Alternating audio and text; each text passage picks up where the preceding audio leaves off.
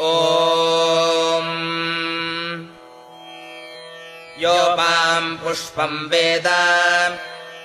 पुष्पवान् प्रजावान् पशुमान् भवति चन्द्रमा वा अपाम् पुष्पम् पुष्पवान् प्रजावान् पशुमान् भवति य एवम् वेद योपामायतनम् वेद आयतनवान् भवति अग्निर्वा अपामायतनम् आयतनवान् भवति यो अग्नेरायतनम् वेद आयतनवान् भवति आपो वा अग्नेरायतनम् आयतनवान् भवति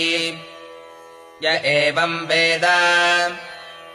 योपामायतनम् वेद आयतनवान् भवति वायुर्वा अपामायतनम् आयतनवान् भवति